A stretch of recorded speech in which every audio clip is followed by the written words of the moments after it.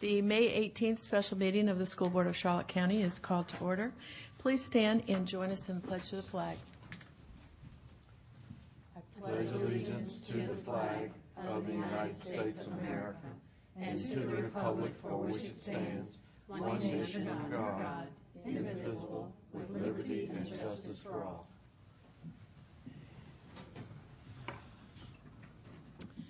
We are pleased that you have come this evening to observe our interview with Superintendent candidate Dr. Donna Widmeyer. Dr. Widmeyer is presently Charlotte County Public Schools Assistant Superintendent for School Support. Tonight, board members will ask alternate questions of Dr. Widmeyer, and we will be using a timed agenda, and we're going to ask questions on the following subjects: values and ethics of leadership, management, facilities, operations, and finance, student achievement and instructional leadership, planning, communications and community relations, and employee relations and human resources. And we invite you to stay after the interview. We'll have a brief reception in the back of the room, and you would be able to talk with Dr. Widmeyer if you would like. And then she is going to have dinner with representatives of the Administrators Association.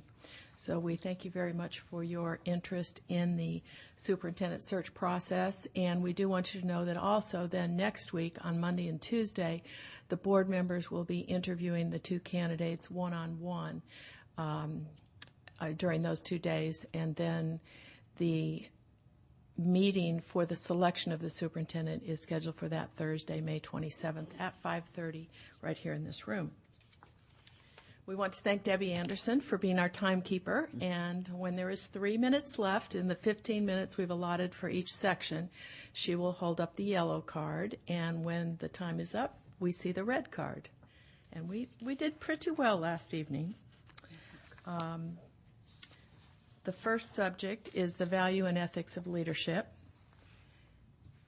In your experience, what are the most important qualifications for a superintendent, and which of those are most important to possess at the outset, and which can be learned or delegated? I think the most important qualification above all is the ability to communicate. And that would be the ability to communicate to a wide variety of audiences.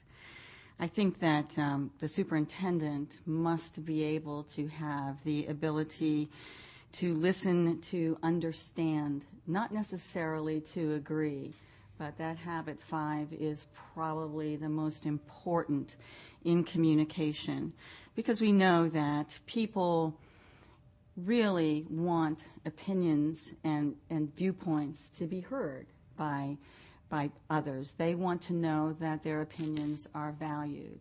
And if you listen to understand, you're showing reflective valuing of a person by offering them, I think, the honor of them giving their opinions.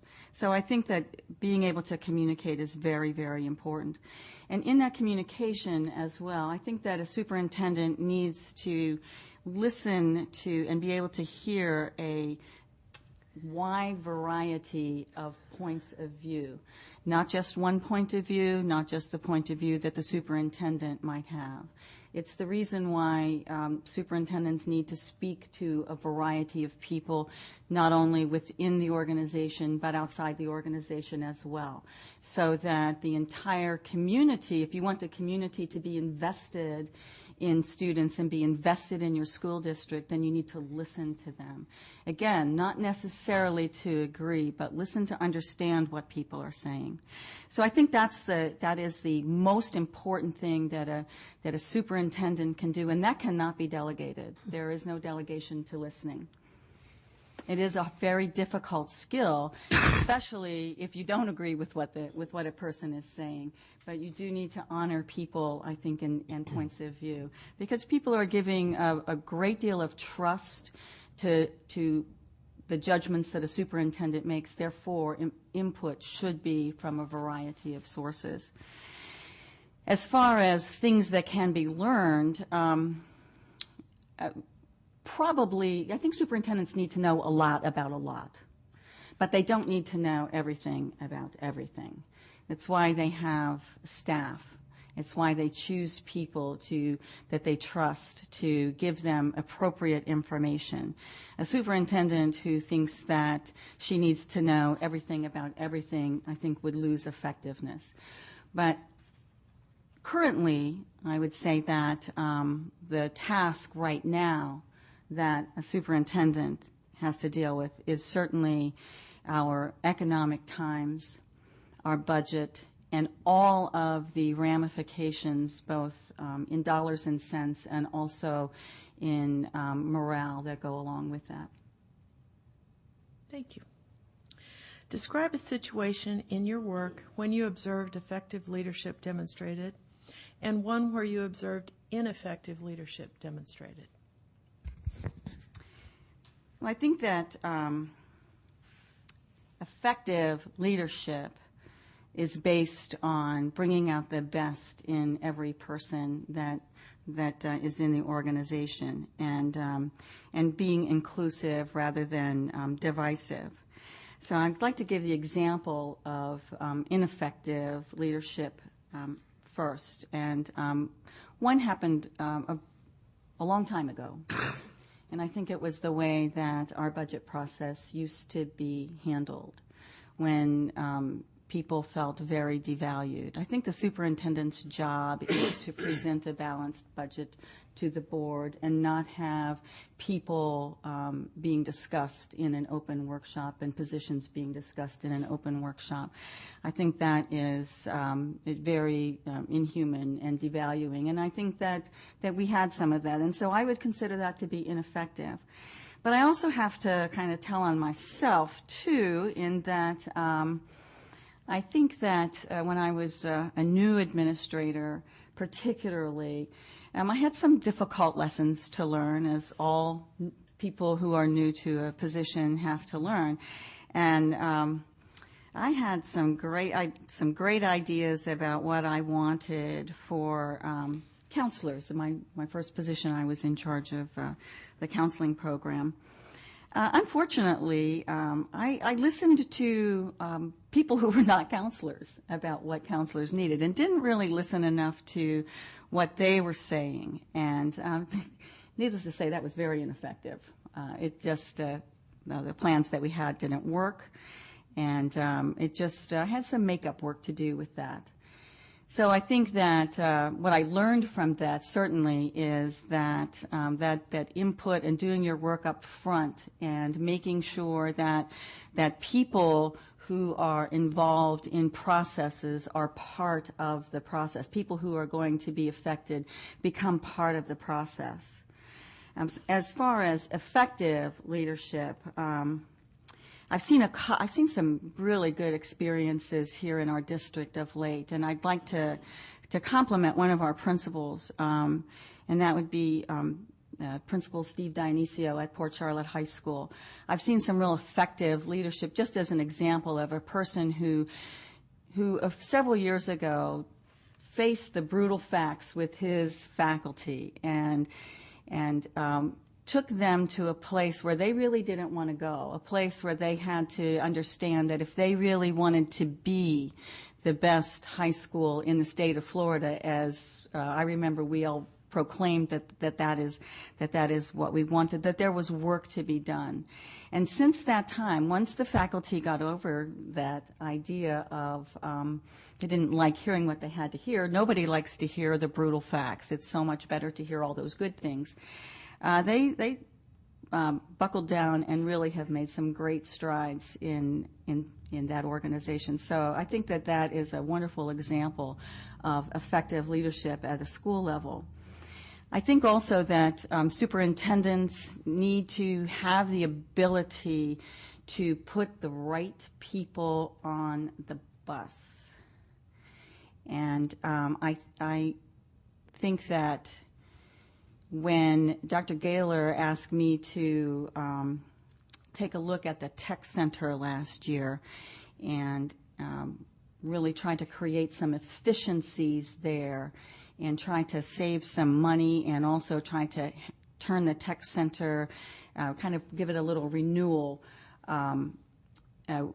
I thought long and hard about that, and worked with several people on creating those efficiencies at the tech center, and also putting Dr. Gary in place over there to have a fresh face.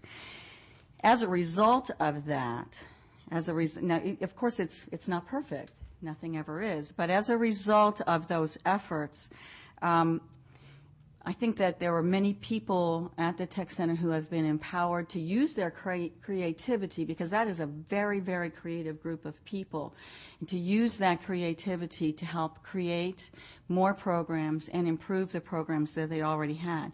In addition, we saved the district over $600,000 in creating some efficiencies. But here's an example of what one of those was. We talked to the culinary folks and said, you know, we're going to cut hours and days on you guys, but we feel like we need to do that and have you work just as teachers work. At the same time, if you are interested in creating a catering business and that can pay for your salaries, you can work all year long and you can hire people to help you. As a result of that, and they grabbed it, they absolutely grabbed that and really did some real creative things. They've created a catering business. They have cooking school. They actually earned $13,000 this year.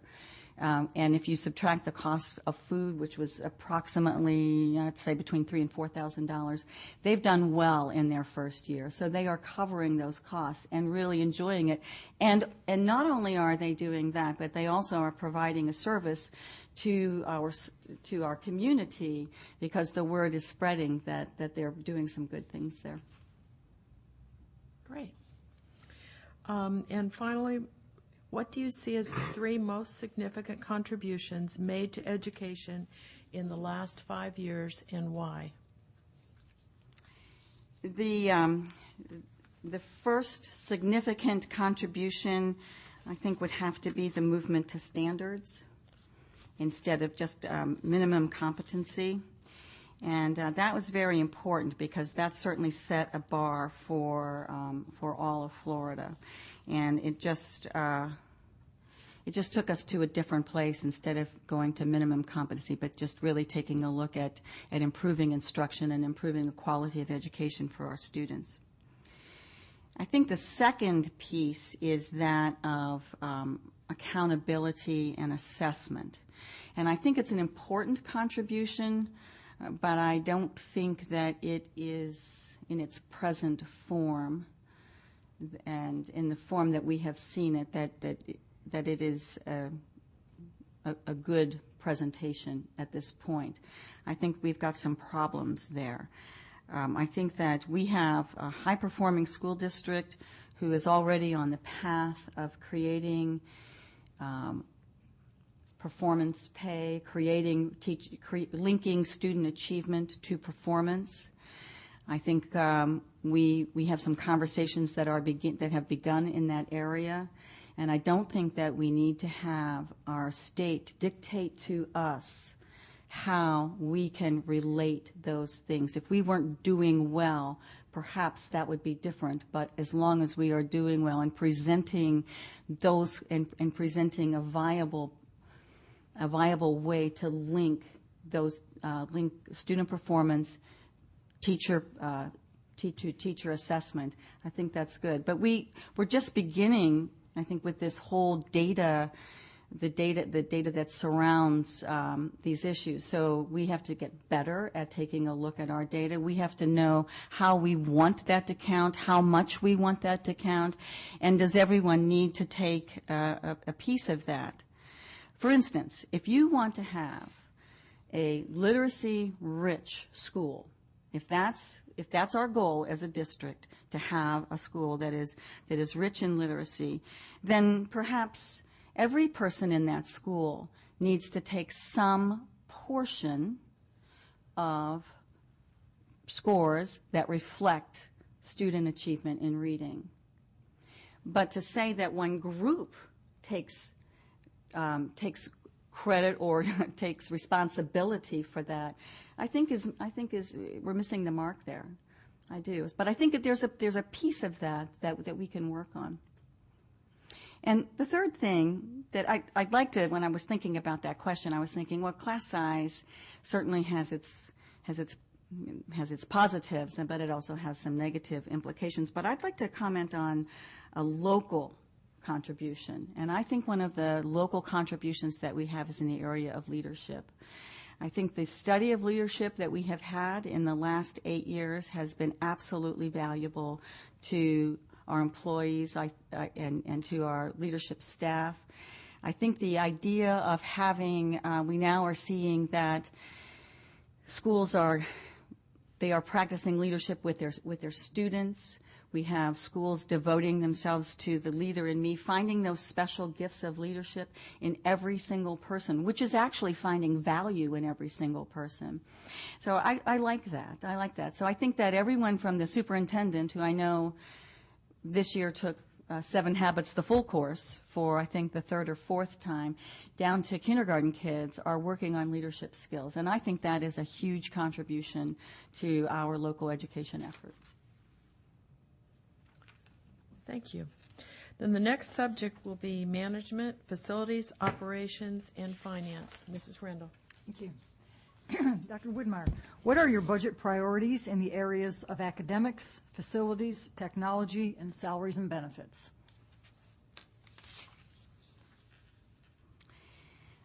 I think in the area of academics, the priorities are what our vision, what our mission, what our values are, and what programs we have in place. I believe that we need to evaluate the programs, the current programs that we have. We talked a little bit today about taking things off the plate, and we know that some things we can't take off the plate, but I do believe that we need to take a look at our programs, our academic programs. Are we delivering the goods?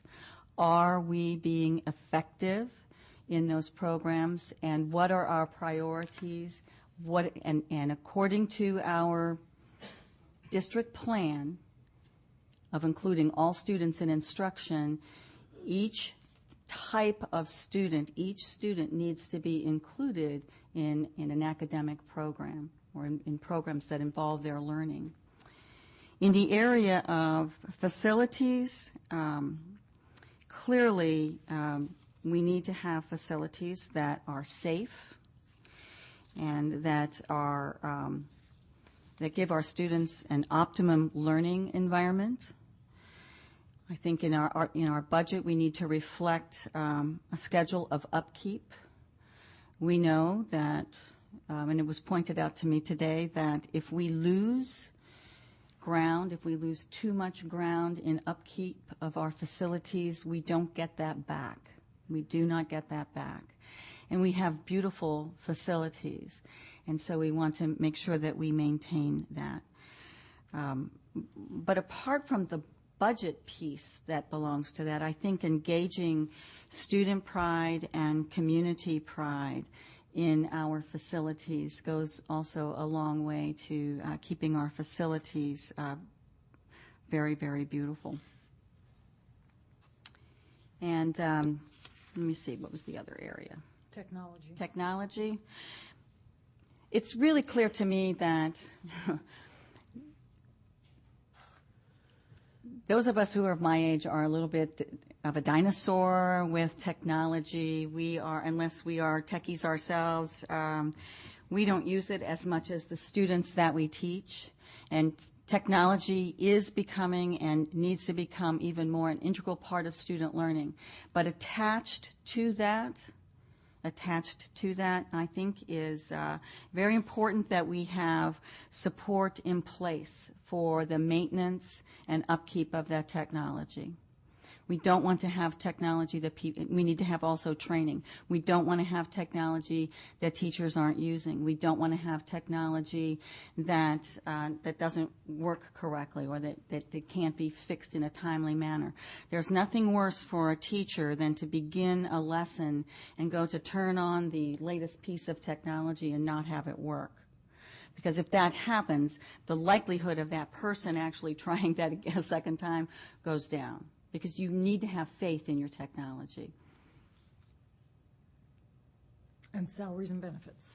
Salaries and benefits. I think that our priorities in salaries and benefits, we know that our resource demands are higher. We know that our revenue inputs are lower. We know that we need to plan for the end of stimulus money. We know that we're losing students.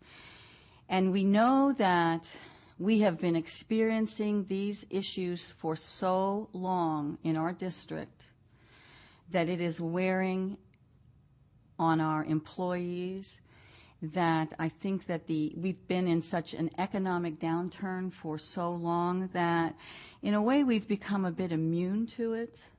And there's a sense of that we need to find some kind of solution. I think the way that we do that is to engage our employees in the solution. One of the things that I'm actually not a part of, but I know is going on, is the Budget Advisory Committee. I think that salaries and benefits are one way, and a very important way to value our employees. The fact that they have not had raises for quite a while now is I'm sure, very wearing on them as well as very annoying. So there has to be some sort of relief. We have to engage our employees in that budget process so that they have a full understanding of that.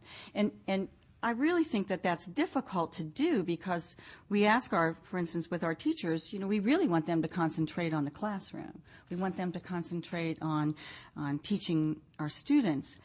At the same time, the realities of the budget and asking for brainstorming and input, I think, can be of great help. And can be of great help to the whole district as we look to give them some sort of relief. Thank you. Question number 2, how would you determine Charlotte County Public Schools' budget priorities? Well, the first thing I think is that we want to keep any kind of budget issues that are negative away from students and away from the classroom. That's for sure. And I think that if we have, if we're going to feel some pain, I think it's important that we not target groups to feel that pain, to say, well, this group we don't need, but we do want this other group. That goes to cut lists, and that undermines people's value. So I don't like that. I think that if everyone experiences a bit of pain, and by everyone I mean everyone, that it's easier to swallow. I think that as you take a look at your budget, that you ask some very important questions, that you ask questions, how is this going to impact achievement with our plan, our past plan, otherwise known as our strategic plan? And if we are going to make any kind of budget reductions, what is that going to do to student achievement? If we eliminate a program, what is that going to do, and can we live with that? So we need to ask those questions. What about the impact on safety of our students? Very important that parents feel that they're sending their kids to schools that are safe. So if we make reductions, are we still providing a safe and secure environment for our students? What is the impact on all of our employees? And then what is the impact on class size? And how will the level of service be affected? And can we make alternate arrangements? So I think as you take a look at setting your priorities, you have to consider all of those issues. I really believe that we all are here, and we all have jobs because of students. And so students should always be at the forefront of all decisions that we make, including budget decisions. Thank you. And the third question, describe when you have had to make a significant, perhaps even unpopular budget cut. Describe the process you followed for this decision and its implementation. Well, I think I mentioned I'd like to go back to the culinary arts program, because that certainly was not very popular to tell people that we were going to cut their days back a little bit. But we did offer another solution for them. And I think that that's really important if you can offer an alternative that people can buy into, I think that's very important. We've been making budget cuts at the district level for 4 or 5 years now. And actually, going to my staff, the departments that report to me, it's not been that unpopular. It's been sad, but it hasn't been unpopular, because I think people understand and know that we really are trying to save people's jobs. We're really trying to be as efficient as we possibly can. Last year we worked with the principals, and again this year, on positions and on becoming more efficient with their master scheduling. And we did that again this year at the high school level, yet again, to see if what we could do without interfering with programs, how we could become more efficient at scheduling our students. And again, offering some sort of relief or trying to find some other avenues to be able to give the same level of service. For example, if we become, and when we become, a Florida virtual franchise, we will be able to offer courses in a virtual sense to our students. We will be able to, and so we will be able to have more efficiencies without actually hurting people's jobs. We can fulfill class size requirements, and we can use our teachers to teach courses through Florida Virtual. We also can make use of Edison online courses, and which are very popular, and we can provide support for that.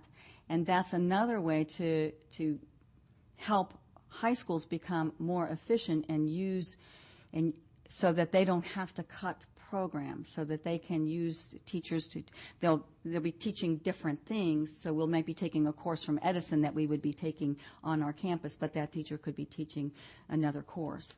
So we have to take a look at things like that. Okay, thank you. That's the end of my section.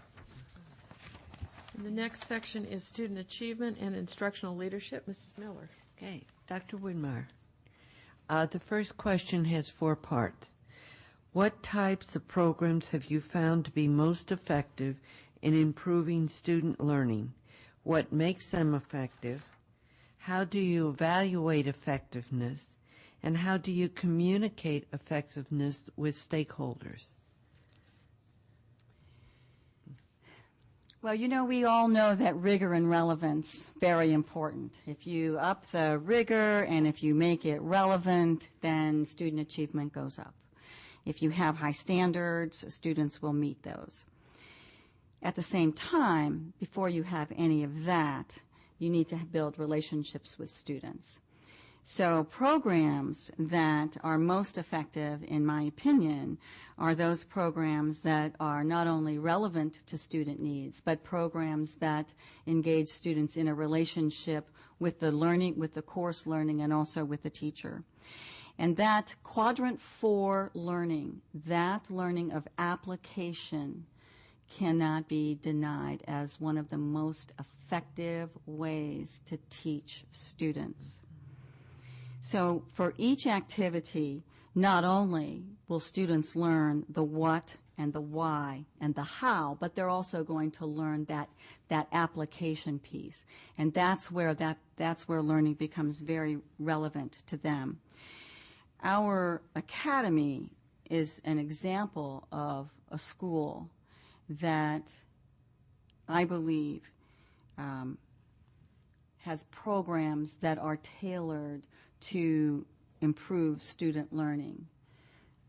Their motto is whatever it takes. They get 200 to 300 students to graduate from high school every year, students who normally would not graduate, students who have been out of school or who are ready to drop out.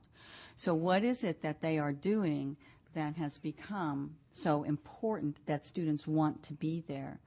And actually, that's what I did my doctoral dissertation on. And I thought that it would be, well, maybe it would be the teenage moms because, you know, they have children, and so they want to learn more, they want to better themselves for their children. Or maybe it's the students who come to the academy with grade point averages that are already pretty high or aren't as low as some of the other kids. Or maybe it's males versus females. I wasn't sure what it was, but I had about 6 different variables. The only variable that mattered was that of relationship. That was it. That's why kids are there. So building relationships with students makes programs effective. And how you evaluate them? Well, you have hard data and you have soft data. You can evaluate the effectiveness of your programs you can evaluate the effectiveness of your AP programs through your AP scores. You can evaluate the effectiveness of your reading programs through your FCAT scores. You can evaluate the effectiveness through some soft data too, with taking a look at grades and GPA, that sort of thing. Those kinds of things that really aren't, that have a more indirect relationship. And how do you communicate effectiveness to stakeholders? You tell them at every opportunity. You tell them, and you tell them with great pride.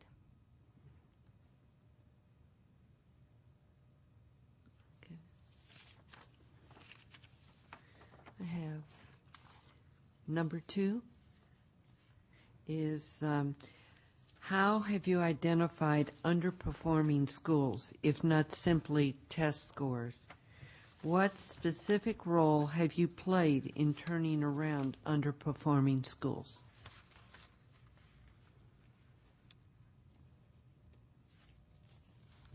We have schools that, I'm not sure of the definition of underperforming, whether that is underperforming according to our standards, underperforming according to state standards.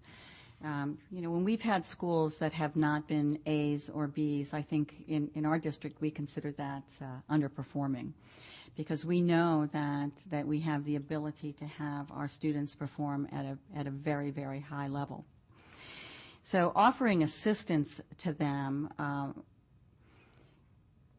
comes through what I have done specifically this year is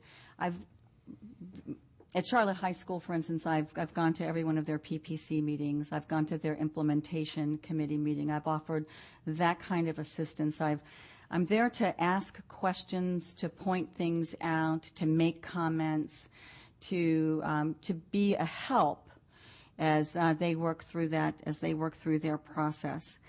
In my division, though, what we concentrate on, since we're not the learning division, but the Division of School Support supports learning and supports the barriers to learning.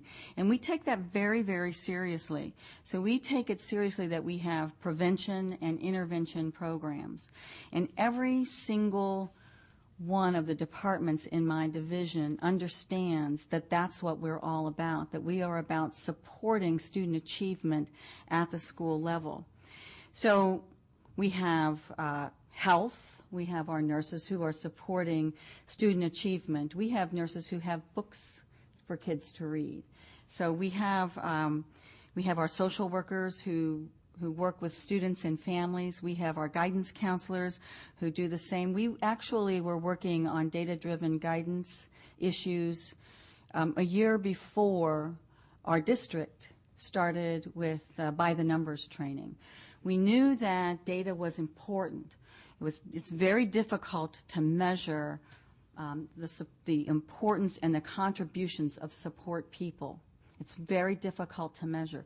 But you can fit support people into the total programs, because it's not just, if we believe that it really isn't just the reading teacher's job to teach reading, but it's everyone's job to teach reading. And that includes, everyone means everyone. So everyone should have a hand in that. And that includes our counselors, that includes our social workers, that includes our psychologists. Everyone is responsible for our students achieving, whether we're eliminating barriers to learning, whether we're disciplining kids, and even our philosophy of discipline as we have it in this district is two-part. The first part is accountability. If you do something that you shouldn't be doing, you are held accountable for that. The second part is teaching, and that is teaching a replacement behavior. Because if you don't do that part, you can pretty much guarantee that that student is going to make that same mistake or another mistake again. Our ICS department provides, I think, very much provides relevant data for our schools to look at. We ask students, we ask our teachers, we ask our counselors, what kind of data do you need? What kind of reports do you need? We bring them in and teach them how to find that information so that teachers and administrators can take a look at student data that actually is meaningful. And when it's not, we make sure that, or we try to make sure that it's corrected immediately. Okay. And the last question. What are your views on state and national accountability programs? What is the role and value of assessment instruments in school systems today? What types of assessments do you believe are most effective, and why?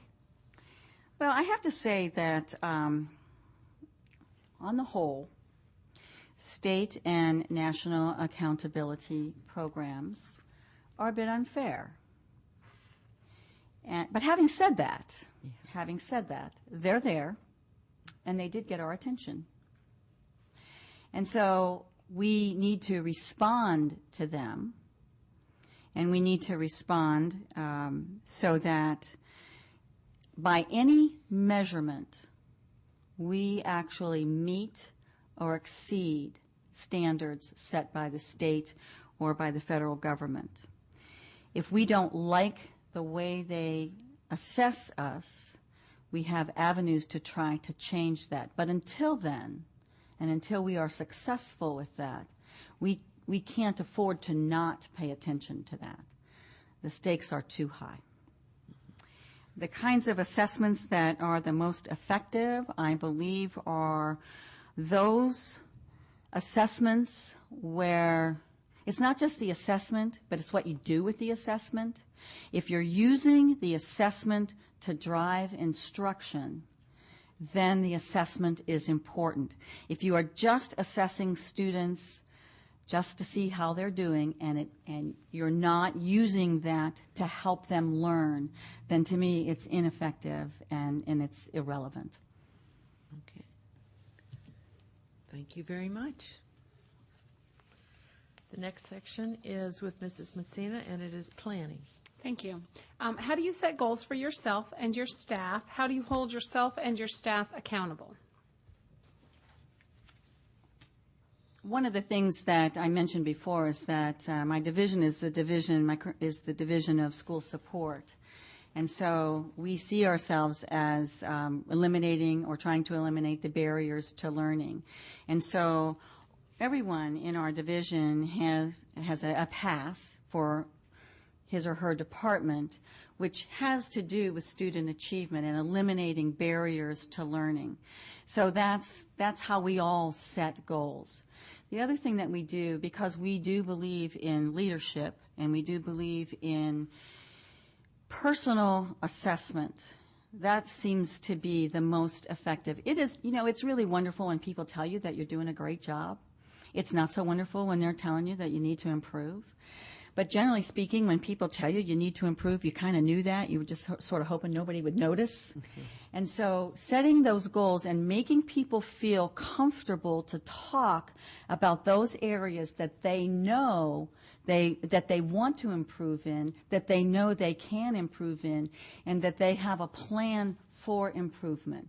Now, that doesn't mean that if we have a plan to improve habit 2 or pick any one of those leadership habits, if a person has a plan to improve that all of a sudden they go from not being effective in that particular area to being totally effective. I don't think that that's the way people grow. I think people grow in increments, and we have to allow for that. We have to allow, and so when we allow people to set their own goals, and also to set and how they're going to be accountable for those goals, then I think that is very, very meaningful goal development. The other, and in my division, one of the things that every person must have is that they must have a leadership goal every year based on the habits. That goes without saying. They must have a goal based on their big rock or their past. And then the other one is kind of one that's negotiable, one that might have to do with what the superintendent's goals are. One of their goals might have to do with one of my goals, because I certainly take a look at what the superintendent's goals are as I set my goals. I also work with the learning department and see what they're doing. I'm responsible for the student progression plan. And yet that is a plan of, that's a plan of learning. That's a plan of how students are going to progress through the grades. I think it was very smart of Dr. Gaylor to put that particular document in my division, because that meant that my division, the support division, must communicate effectively with the learning division. We have to talk. Not that we mind, but we do have to know what I have to know as the holder of the student progression plan, what is going on in learning and how we are addressing state mandates. So that provides a nice team spirit for us, and goals can come out of that. Okay. What specific role have you played in implementing a district's vision? What successful and unsuccessful processes have you seen in implementing a district's vision?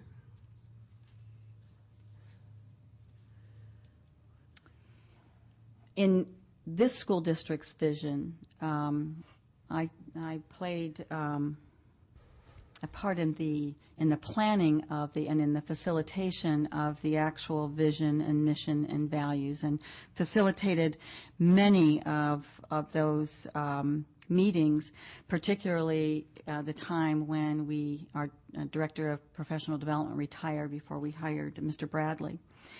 And the successful and unsuccessful processes that I have seen in implementing the vision, we falter. Sometimes we lose sight of our vision. I have seen us not be able to meet a standard that we have set for ourselves. I have seen us not be true to our values, but mostly I have seen us trying to do that. I think that's important. That one of the things in the 7 habits that Stephen Covey said to a group of people who went out to Utah for a meeting early on, the question was asked of them, do you guys practice those habits? Do you feel like you have it down perfect?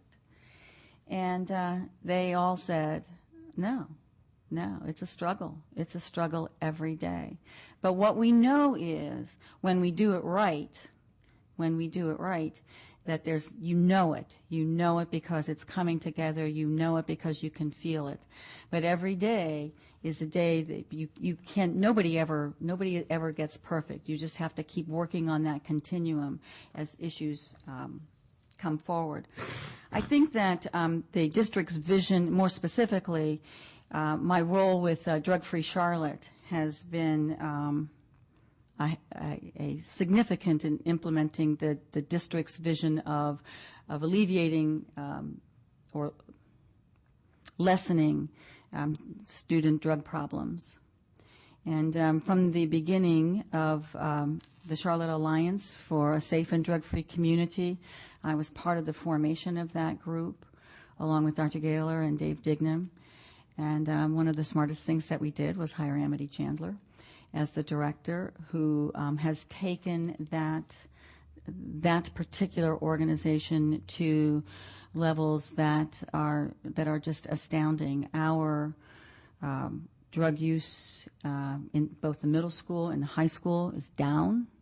Our student use of alcohol down. Our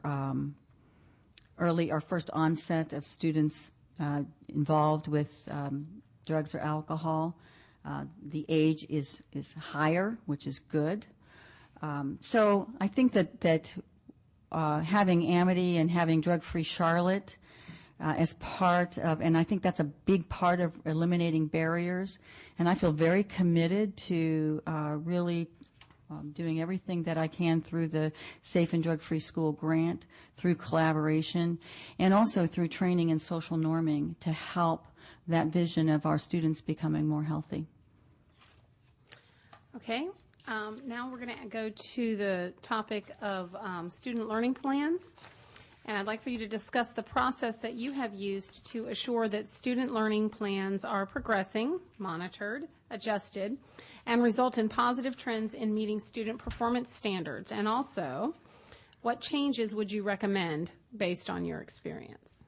Well, my current experience with student learning plans is very, very limited, as I'm sure you probably know. But I do collaborate with learning, as I mentioned before, and I spent a year in secondary learning, overseeing secondary learning, and so doing that, I think, was helpful in seeing, in working with schools and helping them implement their student learning plans. But as superintendent, I'd like to talk just a little bit more about that, of what I would do, because I don't have a lot of experience other than the collaborative nature that I have with Dr. Whitaker and the learning department. But as superintendent, I think that the student learning plans are the basis of conversations that the superintendent has with her principals. That they are the point of discussion on a regular basis. There is a reason why the principals report to the superintendent, because if the principal is the instructional leader of the school, the superintendent is ultimately the instructional leader of the district, and so really needs to really dive into those plans with the principals, take a look at them, making sure that progress is being made through performance monitoring, through progress monitoring, through the data that the schools are collecting on a fairly regular basis.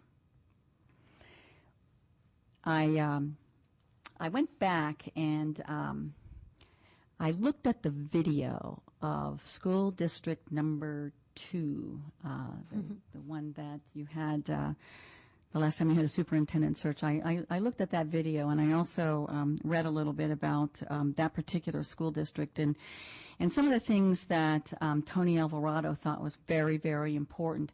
And a couple things really struck me. One of the things that he said, which I really liked, was that all planning is around student learning. Everything involves involves instruction and student learning. Everyone is engaged in that, and that professional development is the key. He said that it is very important for conversations to be very serious about the learning that children are doing. They are serious conversations, and they are specific conversations. And he talked about when he goes around to schools and talks to the principals, that he talks to each principal about every single person on the staff and what that person's strengths are, where that person needs to grow, and what the principal's plan is for helping that particular teacher, that particular staff member grow so that student achievement can grow. I like that a lot. I thought that was a very, very good goal, and it seems a little lofty, but I think that I'd like to see if that were doable, to have those ongoing conversations and really get specific about how important it is that every single person on a staff be engaged with student learning. Thank you. Our next topic is communications and community relations with Mr. Swift. Thank you, Madam Chairman. Dr. Widmeyer, what do you think are the elements of effective communication? Give personal experiences where effective communication has meant the difference between success and failure. Well, I'd like to begin my answer by saying that I subscribe to the wisdom of Leo from Maximizer Training. And Leo, at the end of Habit 5, says, God gave us 2 ears and 1 mouth. You do the math. So effective communication definitely begins with listening. Having said that, there's time that information needs to be communicated to different audiences. I think that some of the elements that are important to effective communication, the first is your approach, your timing. How far in advance of a particular event do you start talking about that event? Do you wait until 2 weeks before it's going to happen? That would not be a good idea. Depending on the number of people that are affected by a decision, I think the timing needs to be as far out as you can possibly make that. I think the tone that you give in your approach, the tone that you have to information that you're giving is important. And then how you develop that information, how you develop that. So if you go from what people know to what people don't know, you're giving them a solid basis to learn. I think that effective communication involves clarity so that it is easy to understand. That's not a time to use jargon. It is not a time to use phrases and word choice that would be unfamiliar to any particular audience. And whenever you're communicating to people, the one thing they should come away with is what the main idea is in one sentence. What is it are you communicating? What is going to be happening? So style needs to be simple and straightforward, and it needs to be correct. It needs to be correct. Some examples of that, and an example that I really like to use is that of changing our school boundaries, that we were able to effect school boundary changes for 9 elementary schools with relative ease, And we were able to do that, and that was certainly something that I was asked to spearhead. But I will not say that that was something that I did alone, because I don't think that any leader does anything alone. I think that you always pull from other people to help you. And in that case, it was people at the school, it was community leaders, and particularly it was our ICS director, John Wendt, who really provided some excellent data and also was there every step of the way. And so what we did was we started, 2 years in advance. And we went pretty much knocking on doors. Will you let us speak to you? Will you let us, can we talk to you about this? Do you have any feelings about it? We set up a website where people could actually make comments. And actually, one of the suggestions that somebody made, we actually implemented. So we took those seriously. So I think that was very important. I think another area where communication was important or has been important and has been effective is in the area of the code of conduct. And the way we handle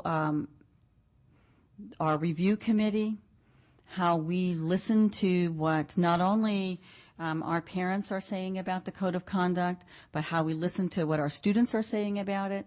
We listen to our teachers, we listen to our administrators, and we don't just have a review committee. We actually go out and talk to people. We ask schools to bring groups together. If it's a specific issue, then we'll do a targeted or focus group on specific issues. If it is just in general, the first year I was in charge of the code of conduct, I remember going to every school and just saying, I'm in charge of the code of conduct, what do you like and what don't you like about it? And just listening to and people had a lot to say about what they liked and what they didn't like. And so just standing and listening and taking back, okay, I understand what you're telling me now. Some of that stuff we can't change. But some of it we can. Some of it we can. So those are examples that I think where effective communication has been helpful. How have you engaged the community in education? How did it work out, and what results can you identify?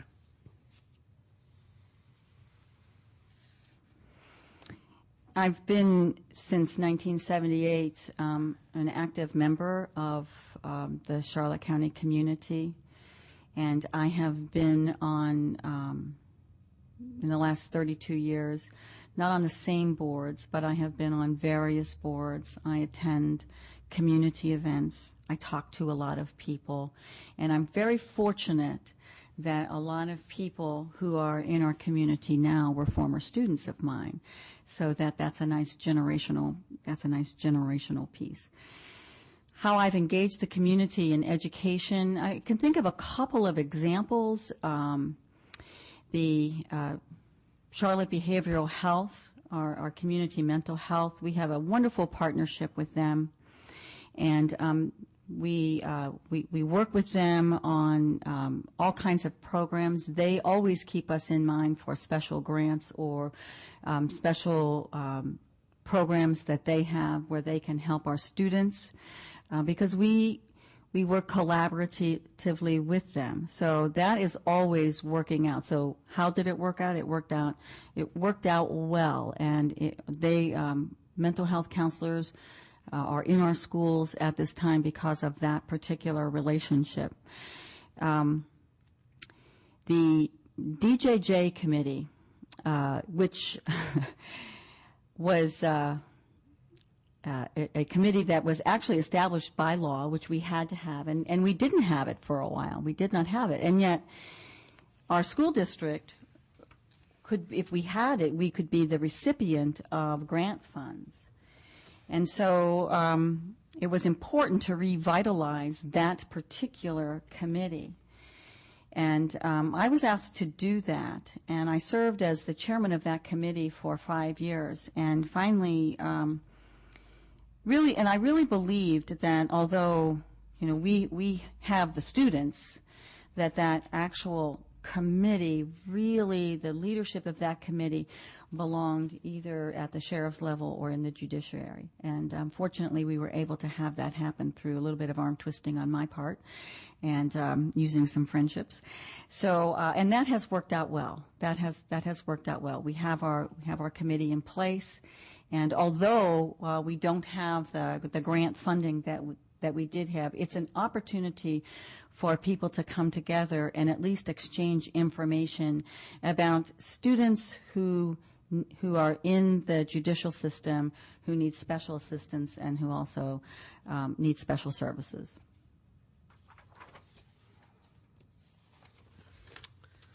Thank you, ma'am. Next question, what has been your role and experience in working with your legislative delegation, and what should the role of the superintendent be in this relationship? This is an area where I have very limited experience, very limited direct experience. I certainly give input to the superintendent anytime he'll listen. And I have attended some delegation meetings just to learn about that. And I have met our consultant, Vern Crawford, so that I can get to know him a little better. But most of my experience has been indirect experience. I have over the years known some of our legislators, so I've not been adverse to cornering them at social functions or dinners and giving them an earful of what I think.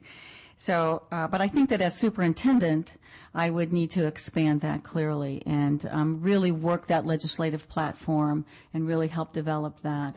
Truly engage in the business of fads and in garnering support from other superintendents across our state.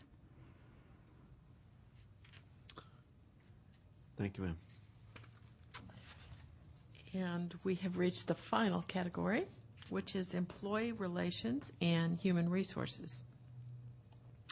Please give some specific examples of your experience with labor negotiations and employee relations where creative approaches were used to bring people together.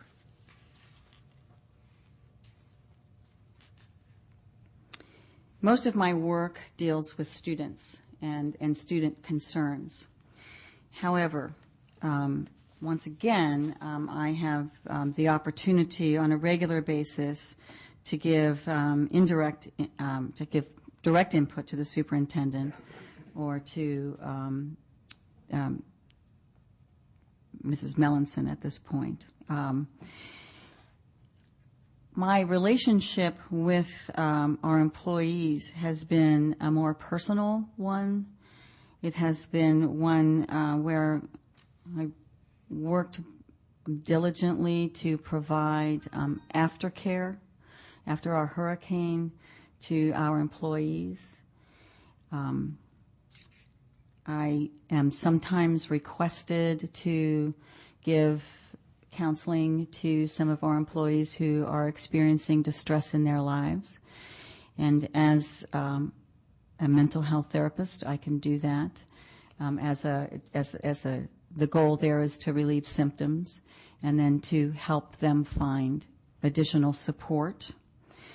I have been asked to participate in employee hearings.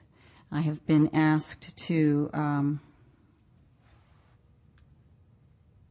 let me just say this, that there was one event that I think involved an employee and a student, and so, and it was after the hurricane, and it was a situation that actually received worldwide attention.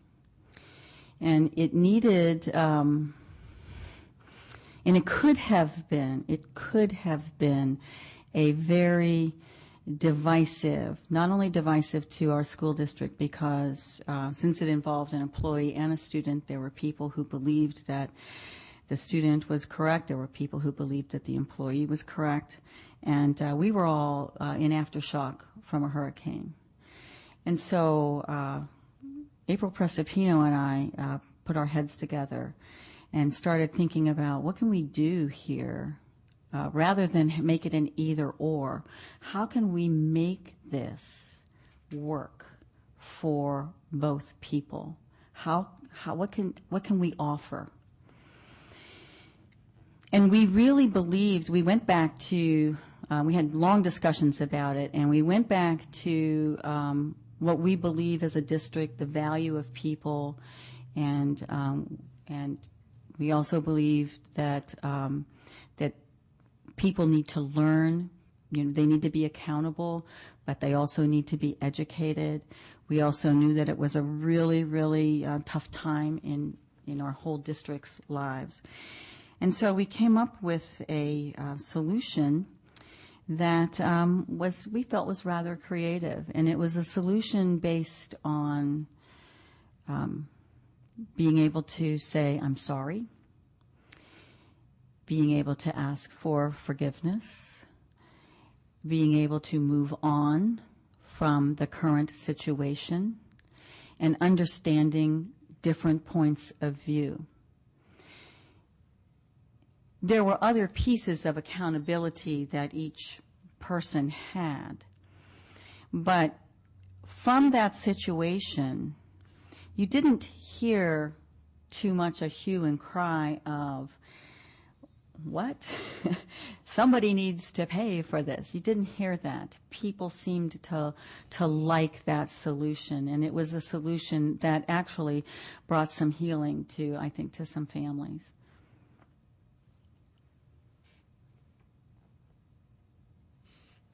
Thank you. Next is describe the process you use to build leadership skills throughout the district, specifically noting assistance to principals in leading within a standards-based environment. Well, I am a trainer in 7 Habits and Speed of Trust and Maximizer and a couple other of the Covey things that we embrace in our district. And so I think that's very important, and I know that providing that training on an ongoing basis is important, and it gives an opportunity. When I am training, I like to tell people a couple of things. One is that I really didn't like the 7 Habits when I first experienced it, and really came to be a very strong advocate of it, so much so that I wanted to become a trainer. So I like people to know that I didn't come in going, oh boy, this is the greatest thing that's ever happened. I wasn't feeling that way at all at first. And the second thing is that I often use myself as non-examples. Because in my career, I have not been although I have tried to model good leadership, and I have had a successful career to this point, I have not done everything in my career correctly. And I have had to go back and have some do-overs, and had to ask people and had to say that I'm sorry. And I think in doing that, in saying that we don't always have to, leaders don't always have to be absolutely right. Sometimes leaders are not right. Sometimes we don't do it. We don't do it right, and we need to feel comfortable in saying, "Well, that wasn't good. Let's try that again." As far as offering it to or building leadership skills, specifically in assisting principals, I really believe in very straight talk with principals. Period. If there's an issue. And there's a lack of leadership or a perceived lack of leadership, I think that you don't do that school leader a favor by not telling them. I think they need to know. But they also need to know what they need. They also need to know what the expectation is. So again, we have to allow people, even our leaders, we have to allow them the opportunity to grow and to learn from mistakes that they make as well. They're not going to do everything correctly all the time. So we have to know that at least that if they make the same mistake 15 times, that's not so good. But at least if we're taking a look at all of at leadership across the district, that if people are improving their leadership and working on that continuum of leadership, I think that's very important.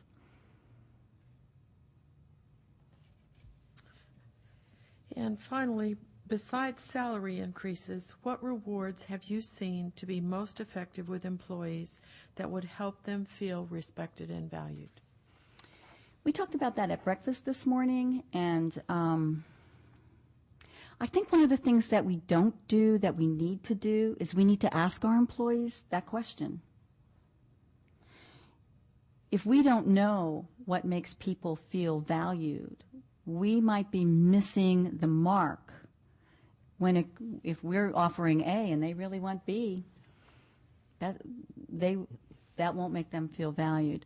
So I think that really approaching our employees with the idea of what is it?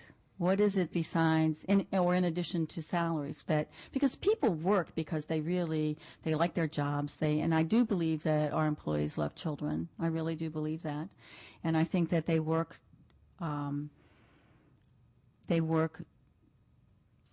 to see children grow and learn, and there's a lot of delight in that. And so there's some intrinsic value that we can't touch on certain, that is just there in some people.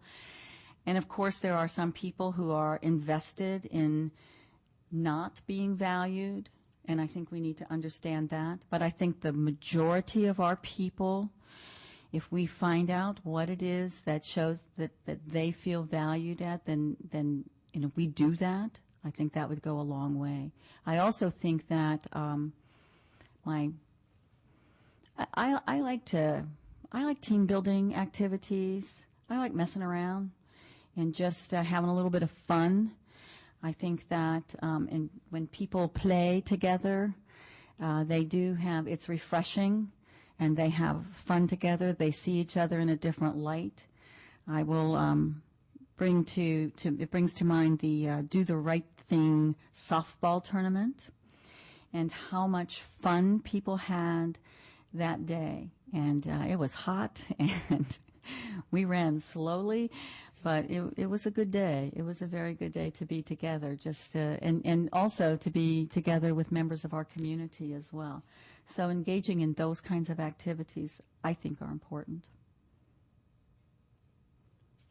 Well, thank you. And that concludes our prepared questions. Is there anything else that any board member would like to ask of Dr. Widmeyer? Is there anything you would like to ask of us? Yes. All right. There is. Yes, I have a couple of questions, and I don't have specific questions for specific board members, so anybody that wants to answer the question can do so.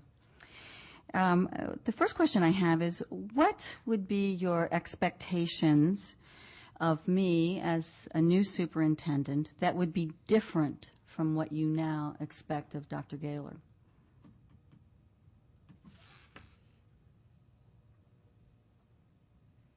I'm writing this down to make sure I get it. Yeah.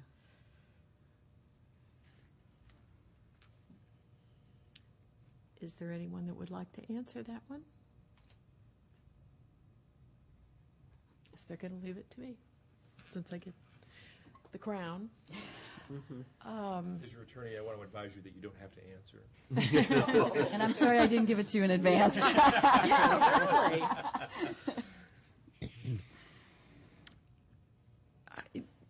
Really, having worked with two different superintendents, our relationship with Dr. Gaylor, I think I can speak for all of us, has been a wonderful one, with mutual respect and sharing the goals and the vision, and very open communication. That communication piece is always a challenge, and we have had a very good relationship, very good communication. So I wouldn't say different from Dr. Gaylor, but that would certainly be very important to each of us, is that we keep those lines of communication open, make sure that we are all on the same page. One of the things that I like best about working with our board, even though we're 5 very different individuals, I never question whether someone is making a decision based upon anything other than what's best for students. Mm-hmm. And that guides everything we do, and as long as we keep that communication open and keep that focus on student success, I think we will continue on a very good path of relations between this superintendent and the board. Thank you. Madam Chairman, could I Yes. throw in something? Absolutely. I don't necessarily think that the expectation in outcomes is any different, because we have the same vision, mission, and same goals. So the expectation that we're going to achieve certain milestones is the same. I think that there would initially be greater latitude given, or more tolerance, for lack of a better word, because you would be learning a new job. And until you get your feet firmly on the ground and are comfortable with all of the duties and relationships and everything that the superintendency entails, we can't be too critical if you do have a misstep. It can almost be guaranteed you probably will have one in the first 6 months. So it's incumbent upon us to, as you are trying to train the employees, it's incumbent upon us to work with you to develop your maximum potential and counsel if need be, work with, support, do all of the things that will make you successful, because those same things in turn make us successful. And the continued development of the 6 of us being a team, I think, is important. Thank you. Thank you. Thank you. I have another question, and this one perhaps for each of you. What is that one thing that you wish that we did better as a district?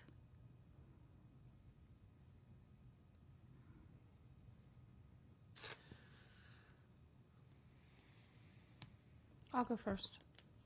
Communicate with internally and externally, parents. I just don't think, and I think you mentioned something when you were speaking originally about, and I don't want to put words in your mouth, but being a technological dinosaur. I do not think that we are communicating with the parents of our students in the formats with which they are comfortable. I just think we are missing the boat in a lot of ways there. Lee? I wholeheartedly agree with Mrs. Messina. Historically, and we are light years ahead of where we were 10 years ago, but historically, the single, and I think you probably went back through all the evaluations, I think each one of us almost every year has talked about the need to improve communications. It has been probably the biggest single problem, other than the hurricane-related stuff, but as an ongoing system-wide issue, the biggest single problem I think we've had. And it's always a struggle. We can always do better no matter how good we're doing, but I think there is a lot of room there for improving and engaging our families and the community at large. And that's it. Ms. Miller? Along the same line, I agree with parents, community, and also business. And I think we need to make them more aware of the good things that are happening in the schools. We need to toot our own horn a little bit more. That's it. Ms. Miller? Sorry, Mrs. Rendon. Improve the whole wellness part of our district, the wellness policy and employee wellness program. And on Monday, when I have my private time with you, is when I'll go into a little more detail. Okay. And mine would be along the line of communication as well, but from a little different tack, and that would be to listen. When we talk about our parents and how they receive information now, we're not always listening. They're telling us they're not reading the newsletters if we send it home, or that they don't always get the information, and we know we've given it. we talk about communication, and many times we talk about sharing information, giving information, making sure that our employees understand what the information is that we want them to have. But I think a real important piece that would improve the overall communication would be if we listened better. Habit 5, Leo. Thank you. Thank you. Oh, I thought you had 3 questions. I do. Actually, I have 7. Okay. No, but I'm not going to ask all 7. I think the last question I'd like to know is, where do you think this school district should be in 5 years?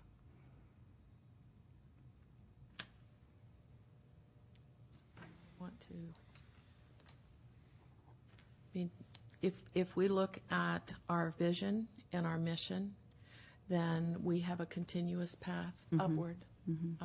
Improved student achievement, improved employee relations, moving from good to great on every level is where I would like to see us in 5 years. Thank you.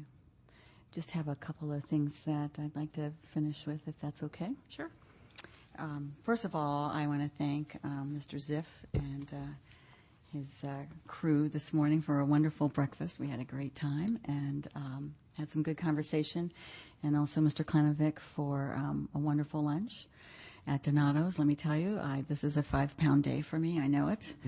And then we're going to have dinner this evening, and I understand there's some food back there. So I thank you very much for taking the time out of your day this morning and to squire me around the district. That was really, it was great fun.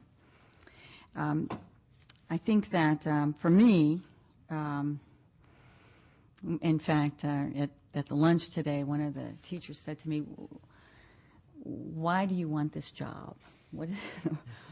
Why do you want that?" And I'd like to finish with just talking a little bit about why I would like to be the superintendent of the Charlotte County School System. I absolutely am invested in the vision and the mission and the values of our district. I have bought into them, I believe in them, and I would like to continue to work those to make exactly what you said in 5 years, that we are coming closer to being a very great school district. I've lived here for 32 years. I'm highly invested in the educational community as well as the community at large. I've lived and worked in all 3 communities. And I have a lot of pride in this school district and in wanting this district to be just the very best that it can be. I've been closely associated with Dr. Gaylor since 1998. And from the time he came to our district in 1998, and I met him as my boss, as I got to know him, I really valued the way he treated people. I valued the things that he valued, and I felt that he was a really good fit for our district. And so I was very sad when he left, but very, very happy when he came back and gave me an opportunity for advanced leadership in this district. And it is true that I have not been a school-based principal. That is true. I have worked for principals and I have taught principals. But I think you all know that there are many superintendents who have been successful who have not been school-based. There are many superintendents who have been successful who have not had that school-based leadership. And there's from Sarasota to Manatee County to Seminole County, Osceola County, just to name a few, as well as many of the elected superintendents who have not had that school-based leadership. But I really think that leadership, and I'm going back to what was important to students, and that is relationships. And I think that that is just the hallmark of leadership, to develop relationships with and among varied groups of people. So the bottom line for me is that if I receive what would be a great honor, I would certainly spend every single day, and I would make this promise that I would spend every day as a superintendent who kept students in mind, who kept our values in mind, who kept our employees in mind, who asked for and received a lot of input from people. But for me, the bottom line is really all about boys and girls. It truly is. It's about student success. That is our vision. And, our parents trust us to do the right thing for the people who are the most important to them. They trust us, and that is a very sacred trust. And I would take that very, very seriously. And I thank you for giving me this opportunity to speak with you this evening. Well, thank you very much. We appreciate the opportunity as well. And as I said last night, the selection of a superintendent is the most important job that a school board will do. And we are taking it very seriously, spending a lot of time in thought and study and evaluation of all the various information that we have received. And we look forward to our individual interviews next week. So that concludes our meeting at this point, and we ask you to join us at the reception in the back. Meeting adjourned.